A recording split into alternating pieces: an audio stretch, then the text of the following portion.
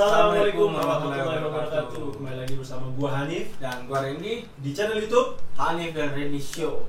Oke, sekarang Udah depan laptop kan, udah tahu kan? sudah pada tahu kita mau ngapain ya, Kita Mas? mau ngobrol-ngobrol aja di sini Sama siapa? sama salah satu legenda sepak bola. Dan setahu gua jarang banget dia Jarang banget mau diajak ngobrol kayak gini, Bro. Nah, ini pokoknya spesial banget, Kesempatan langka banget. langka banget. Kami akan banyak mengeluarkan video-video seperti ini yang menarik seperti ini, tapi kami butuh bantuan kalian. Gimana? Dengan cara apa? Dengan cara di subscribe lah pastinya. Butuh Di bantuan like kami. juga, di share ke teman-teman kalian juga biar kita semakin semangat bikin video kayak gini pasti. Kita langsung lihat aja siapa nih orangnya nih. Assalamualaikum warahmatullahi wabarakatuh. Selamat datang Mas Bambang. Waalaikumsalam warahmatullahi wabarakatuh. Selamat datang Mas di channel YouTube saya dan Randy, Hanif dan Randy Show. Apa kabarnya Mas? Oh, ya. Alhamdulillah baik. Alhamdulillah sehat. Kalian gimana? Sehat-sehat? Alhamdulillah. Perbedaannya ada nggak nih yang beda nih dari tahun-tahun sebelumnya, puasa-puasa setahun ini sama tahun-tahun yang lalu, tahun-tahun sebelumnya? Apalagi kan sekarang sampean udah nggak main kan? Jadi manajer. Ya mungkin memang takdirnya gitu ya. Pas pensiun, pas lagi nggak ada sepak bola gitu. Jadi kalau toh kemarin saya nggak pensiun juga pasti juga pensiun juga sekarang. Nggak ada sepak bola. Sekarang ya jadi lebih banyak waktu di rumah gitu. Lebih kalau kata orang-orang yang soleh seperti kalian ini kan lebih banyak ibadah gitu. Poin lagi ya Jadi, Allah. Mas nggak pernah ke rumah. Kalau gini, kalau kemarin ketika masih aktif kan, kalau puasa ya sore pasti latihan, sama lah kalian juga masih latihan. Kadang-kadang latihannya malam kan. Iya Buka benar. puasa cuma di rumah, batalin doang, terus pergi latihan. Tapi sekarang hampir di rumah terus, makanya jadi bisa banyak melakukan banyak hal yang sebelumnya nggak bisa gitu. Contohnya? Kayak hal yang nggak pernah kita lakuin gitu. Kesehariannya gitu, Mas. Kemarin chat sampai semuanya udah tak chat semua nih. Jadi waktunya udah sisa banyak gitu. Ya ada positif negatifnya sih, artinya kalau misalkan dibilang enak ya ada enaknya karena selama ini kan pesepak bola itu kan kalian juga ngerasain hidupnya kan selalu di jalan gitu, dari mulai lapangan, hotel, bandara, balik lagi, terus latihan lagi. Nah sekarang kita punya banyak waktu di rumah gitu.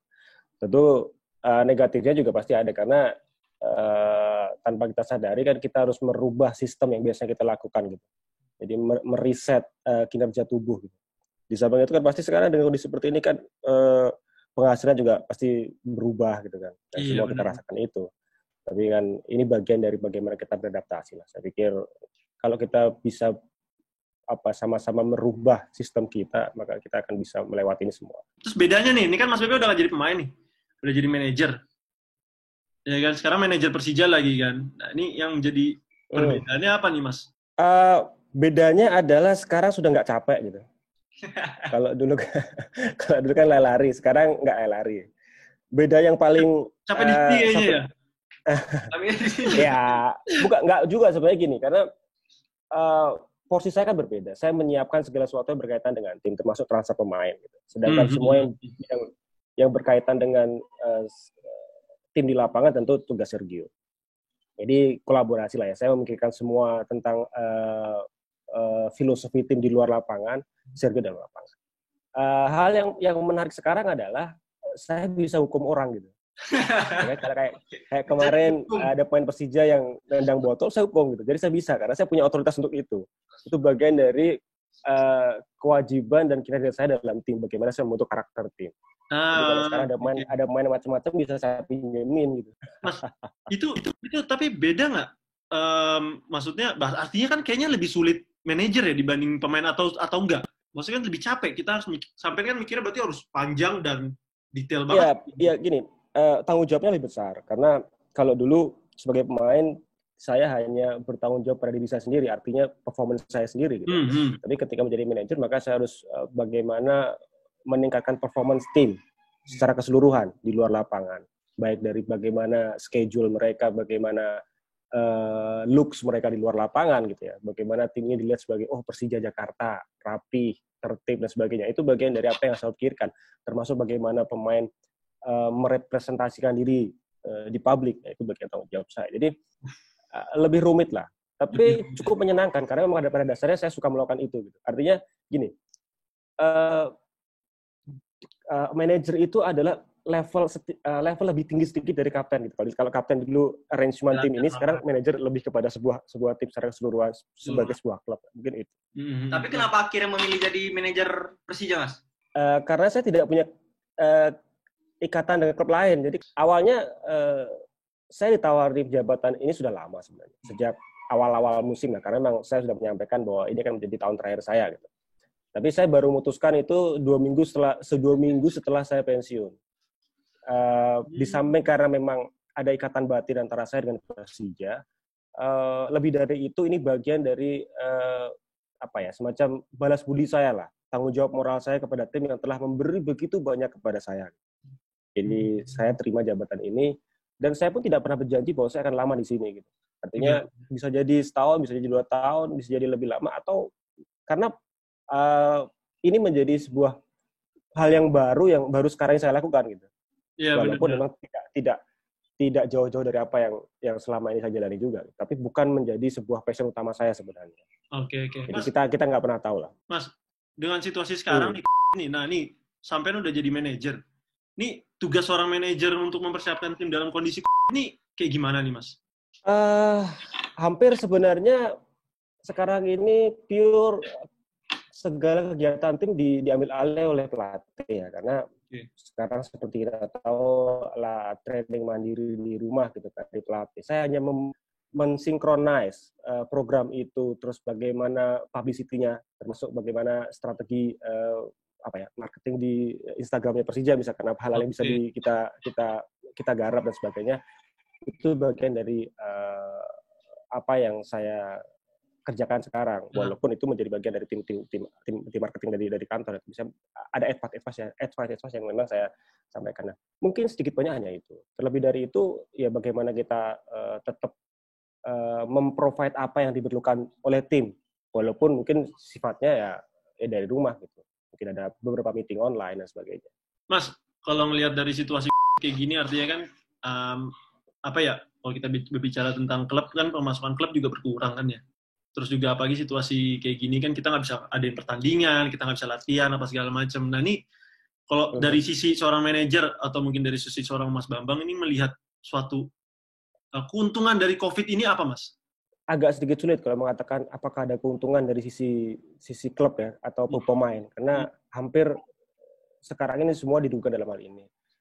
Pemain dirugikan karena tidak bisa beraktivitas, klub juga dirugikan karena tidak bisa menjalankan pertandingan. Jadi untuk dicari keuntungannya memang agak susah. Ya, tapi kalau bagaimanapun kita selalu harus menyikapi segala hal yang terjadi dari sisi yang positif.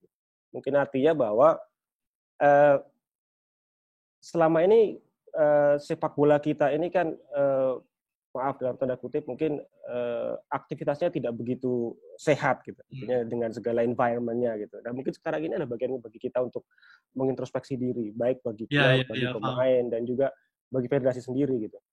Karena banyak hal yang menurut saya seperti keputusan-keputusan yang kemarin diambil oleh PSSI terutama, dan akhirnya diadopsi oleh klub, bahwa akhirnya ada keputusan-keputusan yang mungkin dalam tanda kutip belum bisa mengakomodir semua keinginan dari stakeholder sepak bola Indonesia. Nah, ini bisa menjadi sarana bagi kita untuk lebih dekat lah, lebih bisa komunikasi dengan baik, melibatkan semuanya untuk bisa mengambil keputusan. Dan kalau ini kita bisa jalani sekarang, maka ke depan ketika sepak bola sudah baik-baik saja, segala sesuatu akan bisa diambil dengan cara yang sama, dengan melibatkan semuanya. Gitu. Semua aspek juga. Versi ini gitu. Ya. Paham. Jadi artinya tidak ada perdebatan lagi. Artinya dengan situasi sekarang ini kita merefresh kembali ya, Mas ya? Iya, harusnya ini membuat kita menjadi lebih dekat lah sebagai sesama stakeholder sepak bola Indonesia. Gitu. Artinya kita hadapi sama-sama. Sehingga ketika nanti semuanya baik-baik saja, setiap permasalahan terjadi itu juga kita hadapi sama-sama gitu. Nggak cuma mereka mengambil sikap sendiri, misalkan federasi klub mengambil sikap sendiri, pemain sendiri gitu. Jadi tidak pernah sinkron. Rumit sekali nih permasalahan sekarang ini, apalagi kalau misalnya ngelihat Mas BP menjabat sebagai manajer nih, kayaknya waduh, saya nggak kepikiran kayaknya kalau jadi manajer ini. Yang jelas setelah saya jadi manajer jadi nggak bisa ngerawat diri ya, maksudnya gondrong terus kumisan brewok gitu. Makan juga bebas aja ya. Kalau makan gini, dulu saya ini termasuk pesepak bola yang tidak bisa dijadikan panutan sebenarnya. Karena sebagai pesepak bola saya ini termasuk orang yang makannya sembarangan dalam tanda kutip ya. H-2 tuh saya makanya sebarang. Ya itu tidak bisa, makanya saya selalu bilang bahwa jangan ikutin saya lah. Jangan ikutin Jangan- sampean. Waduh, ya jangan Mas ikut- Abdi ikutin Jangan sampean. ngikutin bener, Mas. saya. Panutan sama Kalau Mas. ngikutin saya, Mas, sumpah loh. faktanya gini, kalau ngikutin saya kan nggak pernah juara. Kalian kan masih bisa juara. Gak pernah juara di top skor, Mas. Juara Liga Indonesia Persija 2 kali. Ya. Di Malaysia Juara. top skor sama Top skor. juara. Top skornya udah berapa kali tuh. Mas, Juara tapi kalau dilihat-lihat kayak di sosial media atau di mana-mana selalu pakai belangkon ya, Mas. Itu maksudnya kenapa tuh, Mas? Seperti saya bilang kemarin bahwa pakai belangkon itu sebenarnya bukan untuk gaya-gayaan, tapi kalau saya buka ini rambutnya gede, rambutnya kribo. Ngembang Ini ya, Mas. rambutnya kribo. Mas, saya tahu Mas. Dengan Makanya pakai saya belangkon, tutupin dengan pakai belangkon, kegantengan naik berapa persen, Mas? 25%. Mas, tapi kalau lagi jadi manajer Persija apa masih pakai belangkon, Mas? Oh enggak, nanti ini jadi sebenarnya gini. Kemarin itu ada bukan nazar sih, ada taruhan lah sama beberapa teman gitu. Ayo sampai kapan kita bisa kuat untuk nggak potong rambut, nggak potong jenggot, nggak potong kumis sampai dengan ini selesai gitu. Nah ini udah jalan 2 bulan persis nih tanggal 14 ini. Karena terakhir kali Persija itu main tanggal 14 Maret ya, 14 Maret itu 2 bulan yang lalu. Nah, sekarang pas 2 bulan nih, makanya udah berantakan banget. Tapi saya masih tahan gitu. Nggak tahu sampai kapan tahannya. Mungkin di RCS ini ada pertanyaan yang ini seru nih dan tegang juga. Kita tunggu ntar ya. Mas Bepe, nih jujur ya, aku telepon sampai nih tegang. Grogi. Tegang. Seperti yang saya bilang semalam, bahwa seharusnya yang grogi itu saya, karena bagaimana saya tidak grogi, saya diinterview sama 2 pemain nasional gitu kan. Sedangkan saya kan cuma pensiunan. Aduh, dulu pertama kali aku ketemu Mas BP itu waktu 2012 kalau nggak salah. Ingat nggak sampai di KDKANI. Alhamdulillah Mas BP masih ingat ya. Ya Allah, itu sama almarhum itu, Mas. Ya, orang jangan kan itu di KDKANI ya, itu sama orang tua semuanya ya, Mas. Sama Bang Muli juga. Kalau nggak salah ada Wesley satu lagi ya, Wesley Tagalung kalau nggak salah. Iya, Wesley Tagalung dari Bolam. Iya, itu dream come true sih, Mas, kalau buat saya sih. Pakai baju, kalau nggak salah pakai baju Manchester United ya kalau nggak salah. Iya masih ingat ya. Saya masih ingat kalau gitu. Habis itu ketemu lagi, habis itu saya ingat nih pas AIA. Tenan Mas, pas AIA saya ini pengen gitu loh ngobrol sama sampean, tapi ya Allah, grogi, tegangnya parah bro. Parah. Karena orang itu kadang-kadang gini, banyak orang itu tertipu dengan saya. Karena kalau lihat saya itu kelihatannya kayak orangnya galak gitu. Karena orangnya saya ngocol abis sebenarnya. Cuman kadang-kadang emang harus kelihatan pasang tampang gitu dulu biar orang, wah ini kayak kesana orang pinter, padahal nggak pinter loh. Ini ngomongin soal pinter nih Mas, saya kan jujur salah satu yang ideal sampean, saya ngulik juga tentang sampean, saya nonton baca tentang sampean. Nih, tau Ren, dulu nih gue pernah tahu cerita nih bahwasanya Mas BP ini dulu pas masih kecil emang pinter banget, juara kelas, masuk sekolah favorit ya, sekolah favorit, katanya juga pernah dapat. Mas itu benar Mas, pernah dapat ini undangan sekolah di Amerika? Iya, tapi karena gini ya, karena kalau beasiswa di kesana itu bukan karena pinternya sebenarnya, tapi karena mereka mencari atlet-atlet yang berpotensi lah untuk masuk scholarship di sana gitu. Jadi lebih kepada, karena waktu itu aku sempat trial di beberapa di Eropa, terus waktu itu di Amerika tuh lagi mulai untuk coba giat-giatnya mau bikin MLS gitu ya, sehingga banyak yang kampus-kampus mereka bikin summer camp, bikin apa, terus akhirnya nawarin beberapa scholarship buat talenta di seluruh dunia lah yang banyak. Nah, itu aku dapat tawaran itu dulu sebenarnya. Tapi karena aku pengen main bola sebenarnya, sehingga akhirnya milih main bola gitu. Itu sebenarnya itu perdebatan karena orang tua termasuk ibu tuh pengennya aku sekolah. Gitu. Cuman ketika itu aku sudah udah menjadi pemain nasional timnas, jadi udah 19 tahun gitu. Umur berapa itu Mas? 19 tahun. Jadi dipanggil timnas senior tuh umur berapa? 18 tahun 11 bulan sekian puluh hari lah gitu lah ya. Nah, sehingga ketika aku harus milih sekolah dan aku udah ada gambaran di sini aku bisa main di tim nasional, maka lebih berat ke situ. Sehingga aku lebih condong ke sepak bola. Walaupun memang harus ada perjanjian dengan orang tua bahwa kalau jadi pemain bola maka harus sukses. Harus bisa membuktikan pada orang tua, terutama pada diri sendiri bahwa pilihannya tidak salah. Nah, itulah kenapa hitung-hitungannya sebagai pesepak bola ini saya nggak begitu banyak melakukan hal yang di luar sepak bola karena pengen fokus karena memang itu bagian dari sebuah janji sebenarnya. Oh, dari janji itu ya. Dan alhamdulillah ya Mas ya, udah ngelebihin janji nih Mas ya. Janji nih. Ya setidaknya yang paling penting sebenarnya gini, yang paling penting saya bisa membuktikan pada diri sendiri bahwa apa yang saya yakini bisa saya selesaikan. Gitu. Ketika saya pengen jadi pemain nasional saya bisa. Ketika saya pengen katakanlah juara liga misalkan saya bisa. Jadi itu adalah sebuah challenge buat diri saya sendiri sebenarnya. Iya. Mas, tapi di luar dari situ sempat kecoret juga Mas ya dulu waktu pas katanya masuk Salatiga sempat dicoret nggak masuk diklat Salatiga. Begini, karena saya nggak tahu sekarang ya. Saya nggak tahu sekarang karena mungkin di Ragunan saya nggak tahu. Kalau di diklat Salatiga dulu itu ketika saya pertama kali seleksi itu ada standar tinggi minimal 170 gitu. 170. Nah, 170. Gara-gara Jadi minimal tinggi itu 170. Okay. Nah, ketika itu tahun pertama diberlakukan syarat tinggi badan. Nah, tahun itu tinggi saya 168,5. Sehingga ketika diukur itu nggak lewat gitu. Padahal saat itu udah pakai celana cutbre gitu, terus jinjit dikit gitu ya. Jadi udah nggak kelihatan lewat nih. Ketawa 70, tapi begitu saya diangkat turun lagi kan. Akhirnya dicoret. Tapi ketika itu saya bilang pada diri saya sendiri bahwa melalui diklat atau tidak melalui diklat, saya harus bisa menjadi pemain nasional. Akhirnya saya waktu itu bermain di Jawa Tengah, masuk Jawa Tengah Piala Oras Coca-Cola ketika itu, tahun 96. Terus saya jadi pemain terbaik.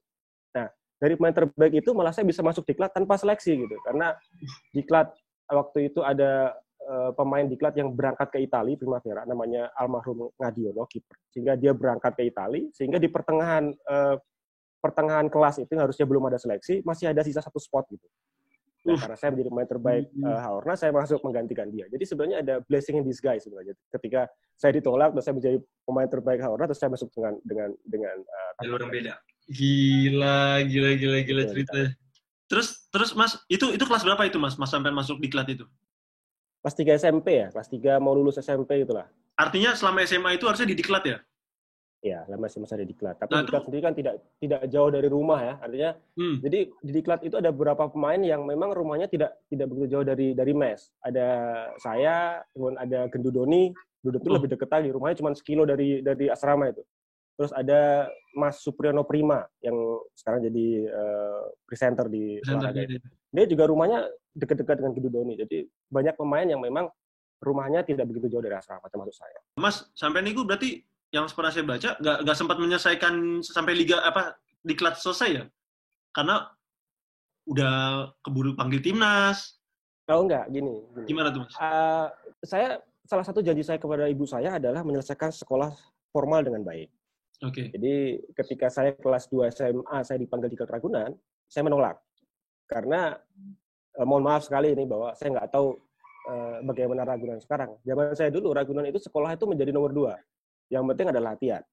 Jadi sekolah itu mereka baru sekolah jam 10 siang, sudah jam 12 sudah pulang. Jadi cuma 2 jam, cuma 3 jam. Sehingga nggak dapet lah gitu sekolahnya. Jadi saya menolak itu dan saya top sekolah di Salatiga. Jadi ketika saya pelatnas. Tapi setelah pelatnas saya balik lagi. Pulang lagi. Jadi sekolah saya selesai di Salatiga. Saya menyelesaikan SMA di SMA Negeri 1 Salatiga sampai selesai. Walaupun ketika ujian nasional SMA itu saya posisinya ujian sendiri karena ketika ujian saya timnas sedang main di Hong Kong waktu itu Praolimpiade sehingga saya ujian sendiri di kantor. Menariknya adalah ketika ujian sendiri sama guru dikasih udah buka aja terserah. Saya nggak bisa buka karena bukan dikasih guru untuk buka nyontek pun nggak bisa nyontek karena babnya nggak tahu pelajari kemana nggak pernah belajar gitu ya loh Mas karena nggak pernah belajar kan ini unik maksudnya kayak saya kan juga pernah merasakan bola sama sekolah. Nah untuk seorang Mas Bambang membagi waktu bola dan sekolah itu gimana Mas? Sekolah saya itu katakanlah masih benar tuh sampai kelas 2 SMA itu masih benar tapi setelah kelas 3 karena saya dipanggil timnas Praolimpiade kemudian timnas SEA Games sehingga dari setahun itu katakanlah saya cuma sekolah 3 bulan. Jadi ketika libur saya balik ke Salatiga sekolah gitu, atau kadang-kadang dititipkan di Ragunan gitu, sehingga ujian semester pertama di Ragunan, tapi setelah itu pelatnas lagi dan sebagainya. Nah kelas 3 itu katakanlah sekolah saya emang nggak bener lah, karena sudah kebanyakan di Jakarta. Kalau waktu itu saya misalkan pindah ke Ragunan, mungkin agak sedikit lebih bisa, karena saya bisa sekolah sambil tim nasional. Tapi karena saya memilih di Salatiga, jadi ya kondisinya saya sekolah cuma 3 bulan. Makanya ketika ujian itu guru bilang, udah nyontek aja nih bukunya. Gitu. Nggak bisa nyontek karena nggak tahu berapa wajah yang dipelajari. Tapi akhirnya lulus dengan nilai yang tidak begitu mengecewakan lah. Ketika saya ketemu pemain-pemain bola yang masih sekolah gitu, anak-anak muda, saya bilang bahwa sepak bola itu penting, tapi sekolah itu jauh lebih penting. Karena pada akhirnya di era sepak bola modern seperti saat ini, talenta saja tidak cukup. Jadi intelektualitas menentukan kesuksesan pada akhirnya. Karena intelektualitas itu nantinya berguna ketika seseorang berada dalam tekanan yang luar biasa, misalnya bagaimana dia menghandle emosionalnya, terus bagaimana ketika dia sukses, bagaimana dia menjaga kehidupannya. Nah, ini hanya bisa dilakukan ketika pemain-pemain tersebut memiliki basic intelektualitas yang cukup. Jadi saran saya selalu itu, sekolah itu jauh lebih penting daripada sepak bola. Mas, tapi gimana Mas, umur 18 tahun udah dipanggil timnas senior, perasaannya tuh gimana tuh Mas, ketemu senior-senior? Saya masuk diklat itu 96, 95, 96 lah ya. Nah, di situ saya dapat kamar yang kalau di diklat itu kamarnya bunk bed, jadi tempat tidur tingkat gitu. Iya. Saya duduk di bawah. Nah, di atas saya itu ada tulisan Kurniawan was here. Di atas saya itu Kurniawan was here. Saya nggak tahu ini Kurniawan siapa, nggak tahu. Tapi setahu saya Kurniawan ya Kurniawan Julianto. Gitu. Nah, sejak saat itu saya bilang bahwa Kurniawan memang kebetulan lulusan diklat. Saya bilang bahwa diri saya bahwa ketika Kurniawan bisa, maka saya harus bisa. Nah, 2 tahun setelah itu, saya bisa menjadi pemain nasional bareng dengan Kurniawan. Nah, orang-orang yang ketika 2-3 tahun sebelumnya saya cuma bisa lihat di TV gitu. Dan apalagi ketika itu saya masih pemain yang amatir karena saya baru mahasiswa diklat kan. Jadi saya nggak tahu pemain yang lain, tapi yang saya pahami sampai sekarang ada 3 pemain yang rekrut masuk timnasnya sama seperti saya, yaitu Rulinere, Om Rulinere, kemudian Boas dan saya. 3 orang ini masuk diklat, masuk timnas saat masih kelas 3 SMA gitu. Nah, ketika itu ya kaget karena saya harus bersaing dengan striker-striker terbaik di Indonesia ketika itu. Ada Kurniawan Julianto, ada Rocky Putirai, ada Miro Baldo Bento, kemudian ada Widodo Ceputro gitu. Untuk bisa ikut seleksi pun itu menjadi sebuah hal yang tidak pernah terbayangkan pada diri saya. Karena ketika itu saya baru main di timnas 19 tahun, kemudian naik tingkat ke timnas Paralimpik, dan langsung ke timnas senior. Tapi alhamdulillah ketika itu saya langsung bisa lolos seleksi dan saya malah menjadi pemain inti di SEA Games 99 gitu. Saya berduet dengan Rocky Putirai ketika itu. Lu tau nggak? Ini coba dikoreksi Mas ya. Kalau saya takut salah nih ya. Gol debut Mas Bambang dia nyetak gol lawan Estonia. Benar nggak Mas? Itu pertandingan debut Mas, pertandingan pertama itu. Jadi TC Timnas itu kita lakukan di Lituania ketika itu. Jadi sebelum berangkat ke SEA Games 99 kita TC di Lituania sebulan ketika itu. Jadi kita ada beberapa uji coba di sana lah. Ketika itu saya masih cadangan karena game pertama itu Indonesia lawan Estonia itu yang main Mas Wid dan Kakak Rocky. Mereka main. Saya masuk baru babak kedua, menit ke 66, 70, 66, dan saya gantiin Mas Wid ketika itu. Nah, 10 menit kemudian saya bikin gol. Jadi debut saya bikin gol lawan Estonia ketika itu. Tahun 99. Akhirnya setelah itu adalah sejarah yang mana 13 tahun berkarir dengan top skor sepanjang masa Indonesia. Tapi nggak pernah juara. Berkat terus. Aduh, nggak kesampaian yang juaranya. Enggak, bukan gini. Iya Mas, gimana Mas? Ketika banyak orang bilang bahwa ketika saya mengatakan itu, dibilang bahwa saya merendah, itu salah. Salah, karena begini. Saya ingin menyampaikan sebuah fakta. Bahwa bangsa Indonesia itu terlalu senang dengan sesuatu yang dilebih-lebihkan gitu. Contoh misalkan, ketika saya bilang bahwa zaman gua dulu dong tim nasionalnya bagus, gitu. Banyak orang mendukung saya. Tapi faktanya sebenarnya itu sebuah kebohongan gitu. Sebuah kebohongan. Ya? Iya, karena saya pikir begini, tidak banyak orang yang berani jujur pada dirinya sendiri bahwa oke lah, setiap orang punya masanya, setiap masa punya orang yang masing-masing. Tapi ketika kita bicara tentang gelar, maka nggak ada gelar yang bisa saya berikan. Itu fakta dan tidak bisa didebat lagi gitu. Itulah kenapa saya sampai dengan detik ini saya tidak pernah mengkritiki tim nasional. Kalau saya ingin memberikan saran, saya kenal semua orang. Saya bisa telepon langsung, saya bisa ngobrol langsung. Tapi saya tidak pernah mengkritik secara terbuka tim nasional di depan publik. Karena menurut saya tidak merasa lebih baik dari mereka kok. Artinya kita ini memiliki tujuan yang sama. Kita tuh pengen melihat tim nasional kita tuh bagus. Yang diperlukan timnas itu dukungan, bukan kritik terbuka gitu yang merasa bahwa zaman gua dulu itu tidak membantu tim nasional. Kalau kita memiliki sesuatu yang ingin disampaikan, sebuah saran, sampaikan secara langsung gitu, tidak melalui publik gitu. Toh kita kenal ke orang-orangnya, toh kita bisa ngobrol dengan pelatihnya, toh kita bisa punya channel untuk bisa diskusi dengan mereka. Bisa Tapi telepon dengan langsung. mengkritik kalau mengkritik di publik itu menurut saya Tidak bijak tidak ya, Mas? akan merubah apa-apa gitu. Iya. Dan toh pada akhirnya saya juga tidak lebih baik dari tim nasional sekarang. Jadi ya kita dukung dengan apa yang kita bisa. Mas, apakah Mas kan pasti tetap mempunyai tujuan untuk mengharumkan negara juga ya pastinya. Apakah Mas pernah melihat atau membayangkan diri Mas sendiri menjadi suatu saat mungkin pelatih timnas kah? Ya. Untuk saat ini gini, pelatih timnas itu saya pernah diberi pertanyaan begini, apa misalnya gini, bagaimana kalau Babang jadi ketua umum PSSI gitu? Saya pernah menjawab bahwa saya bukan pribadi yang cocok untuk duduk di belakang meja. Saya lebih cocok untuk berada di lapangan, artinya menjadi pelatih tim nasional. Tapi untuk saat ini, saya belum mempersiapkan apapun yang berkaitan dengan kepelatihan. Di saat teman-teman saya, Ponar yang sudah levelnya A, Firman sudah A, Budi Sudarsono sudah A, dan lain-lain, saya masih C aja belum punya gitu. Jadi untuk saat ini saya belum terpikir untuk terjun ke kepelatihan. Karena saya pikir begini, untuk bisa mengharumkan nama bangsa itu tidak harus menjadi pelatih gitu. Artinya ketika kita berkontribusi di bidang lain pun juga bisa gitu.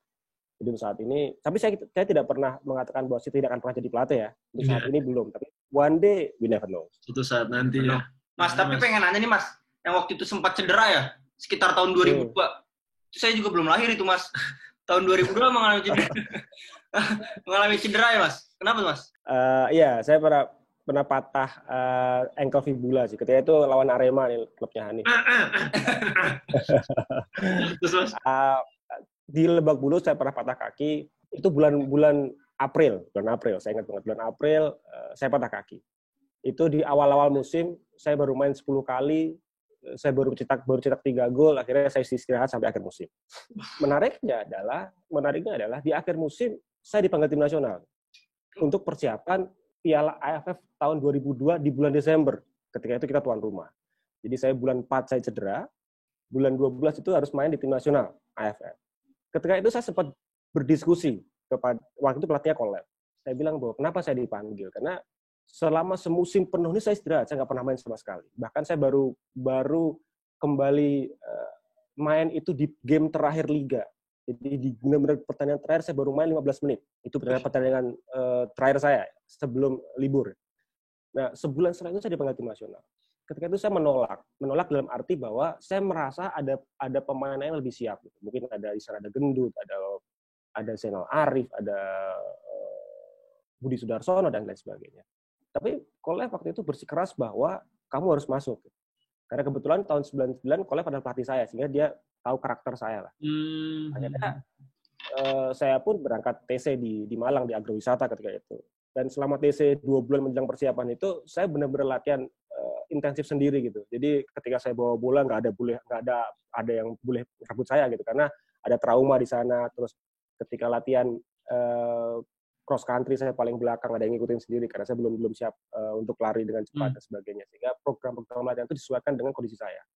Dan menariknya adalah ketika AFF itu saya main inti dan saya jadi top skor gitu. Jadi itu yang saya bilang tadi bahwa kadang-kadang memang segala rintangan itu tergantung dari bagaimana kita menyikapinya gitu. Jadi kalau bisa dibayangkan orang ketika itu dokter memvonis saya harus istirahat sekitar setahun. Karena ACL saya putus, kemudian fibula saya patah. Jadi dokter bilang minimal setahun. Tapi karena begitu besarnya mindset saya untuk sembuh gitu. Bahkan kalau ada kalian mungkin pernah baca di Instagramku bahwa aku pernah posting ketika aku patah kaki itu ada tulisan kerkesannya I'll be back gitu. Jadi itu adalah satu penekanan atau aku mencoba untuk menanamkan motivasi untuk bisa sembuh gitu. Sesuatu yang pikiran positif, sesuatu yang membuat aku merasa bahwa aku bisa sembuh dengan segala yang bisa dilewati ini. Ya. Kadang itu jauh lebih efektif dari sekedar terapi, sekedar obat, sekedar sembuh secara medis. Jadi kalau bisa dibayangin bulan 4 aku patah dengan ligamen yang berantakan, kemudian ankle dalam itu pecah gitu. Tapi bulan 12 aku bisa menjadi top skor AFF. Jadi itu sebuah hal yang unik dan menurut aku berkesan gitu. Bahkan menurut aku cedera itu membuat pola pikir saya sebagai seorang atlet berubah. Karena pada akhirnya karir seorang atlet itu bisa berakhir kapan saja gitu. Ya. Nah, jadi kita harus bisa memanfaatkan waktu yang singkat itu 10-15 tahun dengan maksimal untuk mencapai yang terbaik yang kita bisa. Tapi pernah merasa bosan Mas saat masa penyembuhan? Apalagi sekitar 6 bulan kan? Bosan sih 6 bulan. pasti ya, karena begini. Hidupku selama 6 bulan itu malah menjadi sesuatu yang kayak semacam refresh kembali gitu. Karena pola makan harus dirubah. Ketika aku terapi di salah satu dokter terbaik Indonesia, almarhum Profesor Sehat ketika itu. Jadi gizinya dirubah. Jadi biar nggak gemuk itu harus makan banyak protein, terus gizinya karbohidrat dikurangi sehingga ketika udah mulai sembuh belajar jalannya tidak terlalu memberatkan kaki yang patah dan sebagainya. Sehingga selama 6 bulan itu benar-benar hidupnya lebih sehat.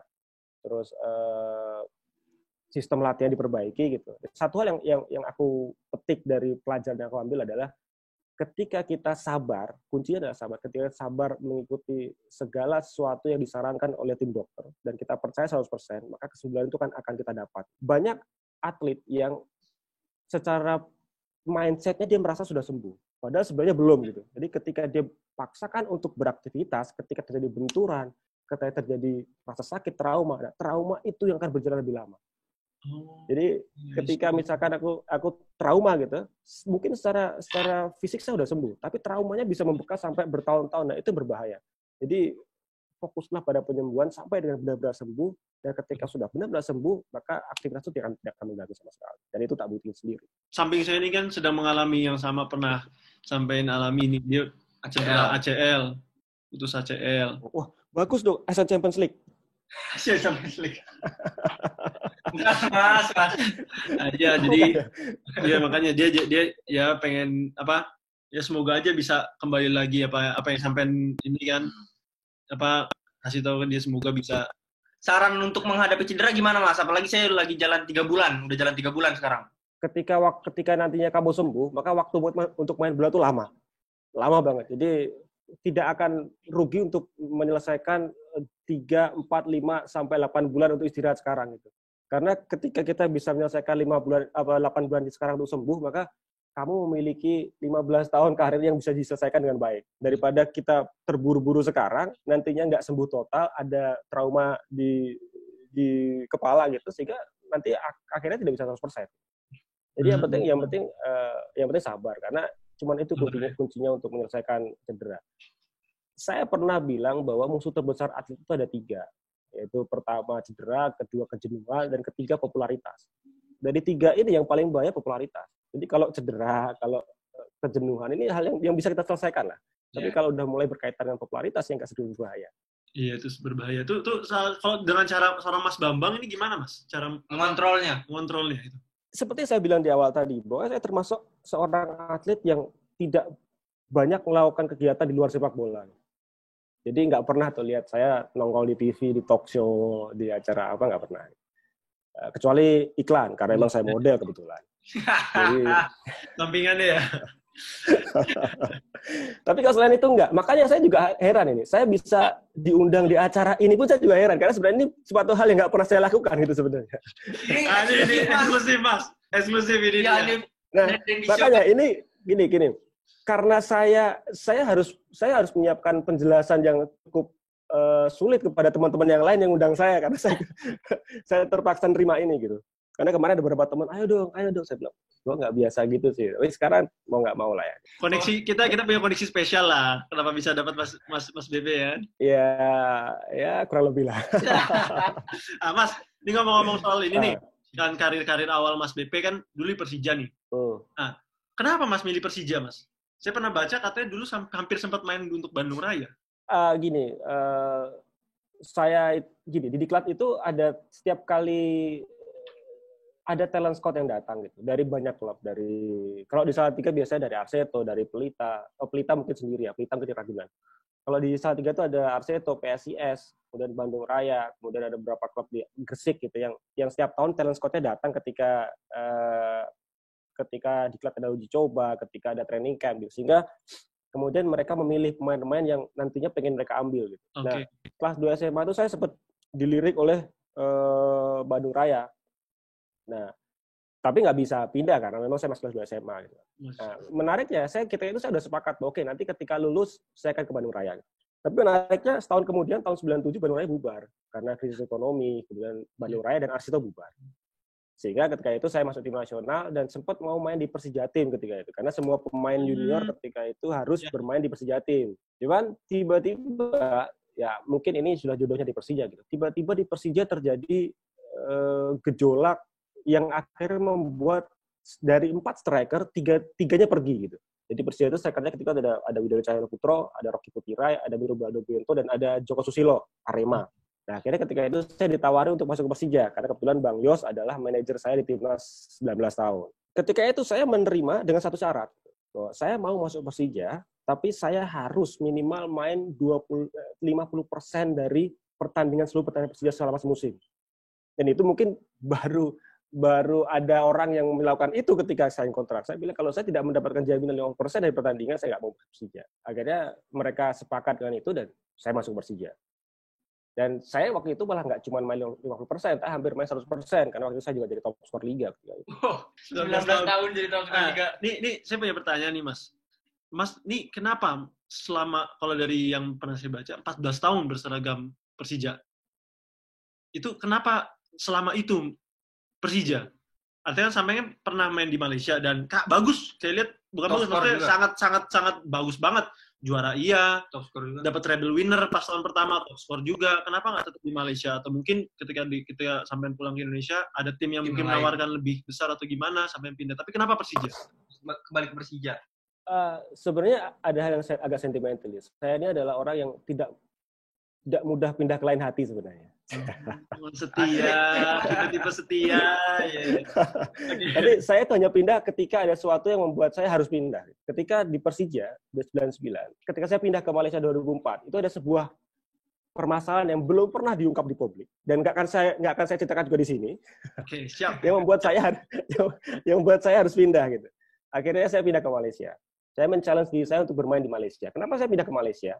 Karena saya tidak siap untuk bermain melawan Persija di Indonesia. Jadi ketika itu ada tawaran dari PSM, ada PSMS, ada Pelita ketika itu. Tapi saya memilih untuk keluar karena saya belum siap untuk bermain melawan Persija. Akhirnya saya pindah ke Malaysia. Di Malaysia 2 tahun, di tahun ketiga ada peraturan di Malaysia bahwa Liga Malaysia diselenggarakan tanpa pemain asing. Ketika itu dengan tujuan mereka ingin mempersiapkan tim untuk SEA Games 2009 dan AFF 2010, sehingga mereka benar-benar mempersiapkan tim dengan materi pemain lokal aja di liga.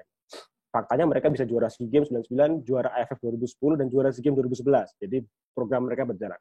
Nah, karena tidak ada pemain asing, maka saya harus pulang. Ya, ketika pulang ada beberapa tawaran dari klub termasuk dari Arema, Persik Kediri ketika itu. Tapi akhirnya saya milih Persija karena memang ada ikatan batin di sana yang buat saya nyaman berada di Jakarta. Akhirnya saya bermain di Persija. Nah, 2012 saya akhirnya harus pindah lagi karena suatu permasalahan lagi gitu. Jadi saya setiap kali pindah pasti ada suatu hal yang memang buat saya harus pindah gitu. Karena saya sering sampaikan bahwa tidak ada pemain siapapun yang lebih besar daripada klub. Jadi ketika ada pemain bermasalah dengan klub, maka klub pemain itu harus pindah. Sesederhana itu. Maka saya pun pindah. Nah, di sanalah pertama kali saya harus bermain berhadapan dengan Persija karena saya bermain di PBR ketika. Iya. Lalu mencetak gol ya, Mas? No, of course. Gimana perasaannya, Mas? Golin di gawang mantan tim sendiri yang udah membesarkan nama Mas BP juga lah pastinya. Secara profesional, saya bangga. Senang. Karena saya bisa membuktikan bahwa saya masih menjadi seorang striker yang berbahaya. As a professional ya. Tapi secara di dalam hati saya tentu ada hal yang, ada rasa sedih karena pada akhirnya Persija gagal lolos gitu. Yang membuat gagal lolos adalah PBR.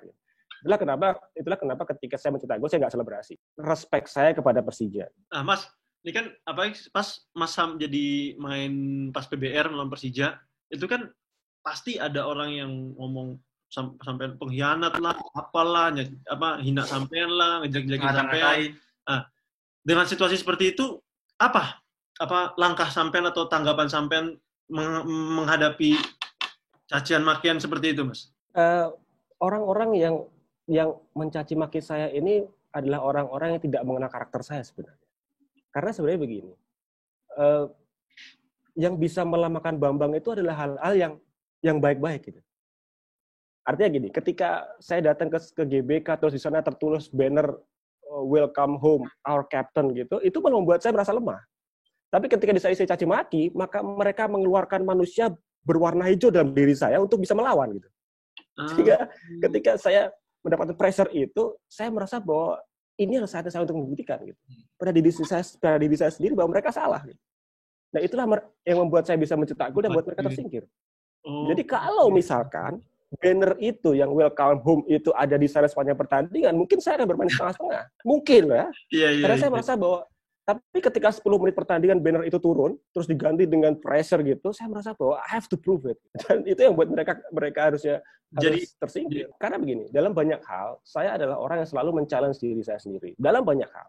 Karena kadang-kadang saya pernah sampaikan bahwa motivator terbaik dalam hidup itu diri sendiri. Cuman kadang-kadang kita membutuhkan sebuah kejadian untuk memprovokasi kita, untuk pada akhirnya membuktikan bahwa kita lebih baik dari apa yang disampaikan. Nah, dalam kaitan ini bahwa saya mengambil pressure dari supporter, caci maki itu menjadi bahan bakar bagi saya untuk membuktikan kepada mereka bahwa mereka salah. Ini adalah yang saya bilang tadi bahwa apapun permasalahan terjadi dalam karir kita ya, semua tergantung dari bagaimana kita menyikapinya.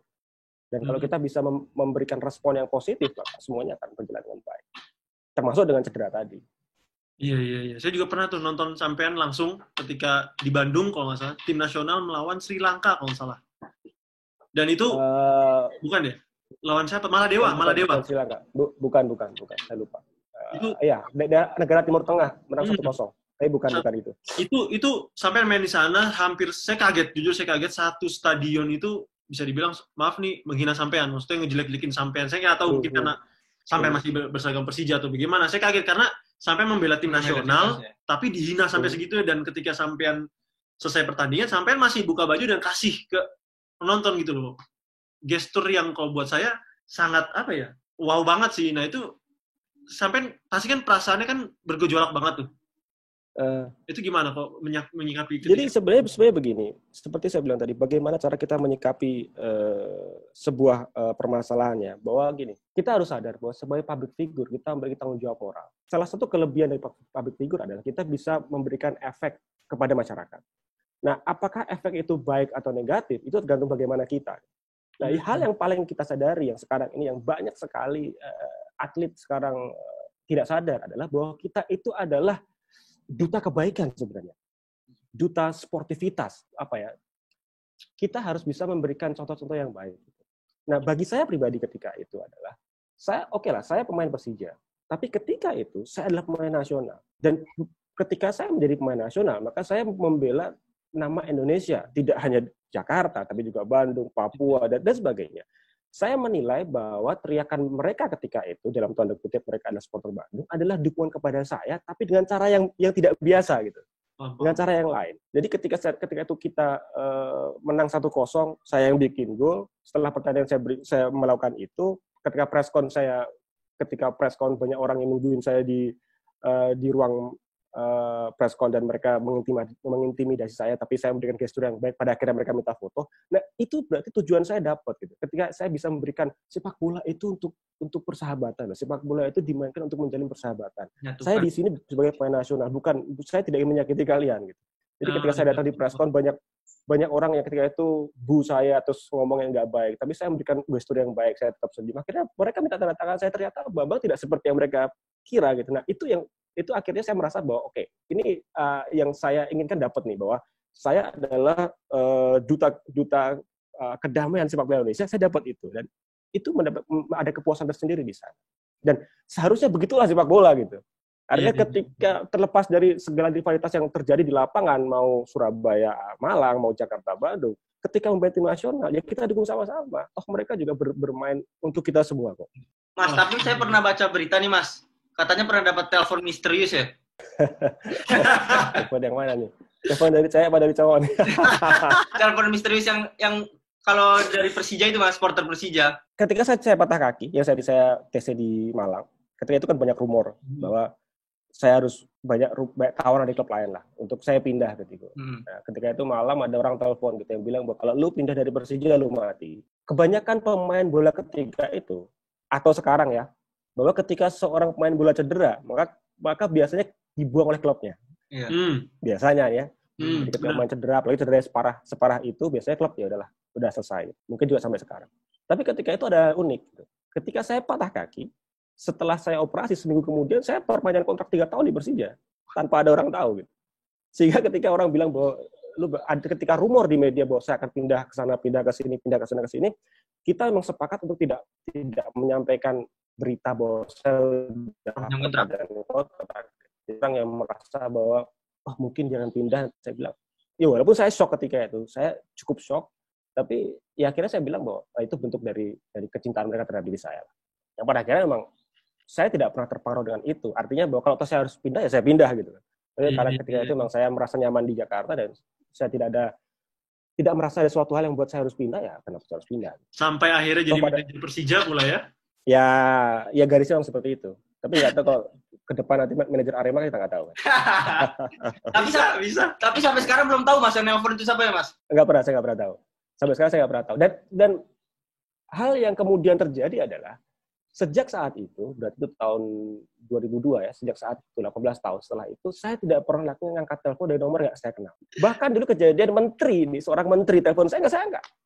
Sama sekali saya angkat. Menteri dan pernah ajudan presiden telepon saya nggak saya angkat. Tapi ketika dia SMS baru tahu, saya telepon balik. Nggak angkat. Jadi ada trauma yang membekas saya.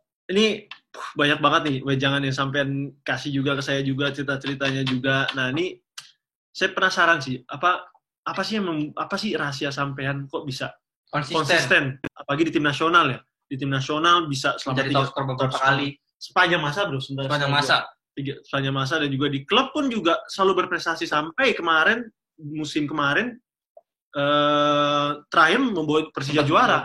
Persija juara juga. Itu apa Mas? Ada nggak rahasia dari sampean? Kalau kita menyimak dari pembicaraan kita tadi adalah satu hal yang saya garis bawahi adalah komitmennya. Artinya ketika saya menjadi pesepak bola, maka saya berkomitmen untuk menjadi seorang pesepak bola. Jadi saya pernah bilang dulu bahwa saya hanya ingin dikenal sebagai seorang pesepak bola. Itulah kenapa saya tidak pernah aktif di hal lain yang sifatnya di luar sepak bola. Misalkan di TV sebagai bintang tamu atau apa enggak. Karena saya pengen mereka mengenal saya di sepak bola. Sehingga energi saya terfokus pada satu hal, yaitu profesi saya. Dan itu yang membuat saya merasa bahwa saya bisa mencurahkan semua energi saya di karir saya. Sehingga saya membuat selalu memacu apa yang kurang di dalam karir saya. Karena saya sampaikan bahwa karir sepak bola itu tidak lama kok. Alhamdulillah saya bisa sampai katakanlah 20 tahun. Tapi tidak banyak orang yang bisa sampai di angka 20 tahun gitu. Jadi kalau average-nya mungkin karir sepak bola itu 10 sampai 15 tahun. Jadi tidak ada salahnya untuk memaksimalkan waktu 15 tahun itu di karir. Setelah itu mau lakukan yang lain, silakan lakukan yang lain. Tapi 15 tahun itu ya lakukan untuk benar-benar berkarir di sepak bola. Maksimalkan apa kesempatan yang ada dan gali kemampuan kalian sampai ke batas maksimal. Karena nggak lama kok 15 tahun. Setelah itu mau jadi apa, ya silahkan. Nah, itu yang saya lakukan selama ini. Sehingga beberapa achievement bisa saya dapat. Kayak selama ini pakai nomor 20 itu kenapa tuh, Mas? Bambang Pamungkas selalu identik dengan nomor 20. Kalau nomor favorit saya sebenarnya 10. Karena 10 itu tanggal lahir saya. Cuman ketika saya pertama kali dipanggil tim nasional, ketika saya bermain di timnas Paralimpiade, saya pakai nomor 10. Karena saya striker utama, kemudian 10 adalah favorit saya di Jawa Tengah, di Diklat saya juga pakai nomor 10. Tapi ketika masuk tim nasional senior, maka ada hierarki di sana. Saya harus bermain bersama Kurniawan, yang notabene sudah lebih lama memilih nomor 20, sehingga saya tidak mungkin menggunakan nomor 20. Akhirnya saya memilih nomor 18 awalnya. Karena nomor 20 dipakai oleh Pak Endro ketika Endro Kartiko pakai nomor 20. Iya, masih belum. Jadi kiper ketika itu Kurnia Sandi nomor 1, Endro Kartiko nomor 20. Tapi kemudian di pertengahan pelatnas Kurnia Sandi patah kaki sehingga harus diganti, sehingga kiper nomor 1-nya diganti Pak Endro, Komang Putra pakai 12. Sehingga nomor 20 kosong. Waktu saya pakai nomor 20. Awalnya itu. Tapi kemudian saya menciptakan filosofi karangan saya sendiri gitu. Bahwa kalau 10 itu istimewa, maka 20 harus lebih istimewa. Jadi sebenarnya itu filosofi karangan yang men-challenge diri saya sendiri. Makanya saya bilang tadi bahwa saya selalu orang yang selalu mencoba untuk men-challenge diri saya sendiri. Dengan apa? Dengan memprovokasi diri saya. Kalau lu berani pakai nomor 20, maka lu harus bisa lebih baik dari nomor 10. 10 itu siapa? Kurniawan. Maka patokan gue ada Kurniawan. Gini, bukan saya selalu meletakkan sebuah barometer yang cukup tinggi untuk saya bisa melewati atau menyamai. Karena itu bagian dari bagaimana kita men-challenge diri saya untuk bisa lebih baik. Tapi sebenarnya kalau ditanya nomor favorit saya ya tetap 10 karena 10 tanggal lahir saya. Baik. Ini kalau misalnya men-challenge diri sendiri, ada nggak kemungkinan mungkin suatu saat jadi CEO Persija? Oh, why not? Bisa jadi. Mas, karena jenjangnya mungkin begitu. Jadi dari mulai pemain, terus manajer, terus mungkin CEO. Kan, presiden kita nggak. We never know. Sebelum presiden, ketua PSSI dulu kan? Enggak. Jangan berharap kalau itu. Jangan berharap. Kalau ketua PSSI, saya selalu bilang bahwa orang yang paling cocok jadi ketua PSSI adalah Ponari Astama. Kalau saya ditanya siapapun, Ponari Astama. Mas DP yang ngomong, Bang Pon. Saya bilang ke dia langsung kok, lu harus jadi ketua PSSI. In my opinion ya, dia harus jadi ketua PSSI. Siap. Mas, ada pertanyaan terakhir sama ada sedikit game buat dari kita nih. Jadi kalau setiap kali orang yang ngobrol-ngobrol sama kita, pasti ada game. Kayak ini pertanyaan terakhir dulu nih. Mas, sebagai seorang sosok legend dan sosok striker nomor 1 di Indonesia. Gue nggak nyaman dipanggil legend. Itu harus koreksi. Oke. Sebagai seorang mantan pemain nasional, cukup. Oke, saya koreksi. Sebagai mantan pemain nasional Indonesia dan top skor sepanjang masa Indonesia, ada nggak striker favorit sampean sekarang ini?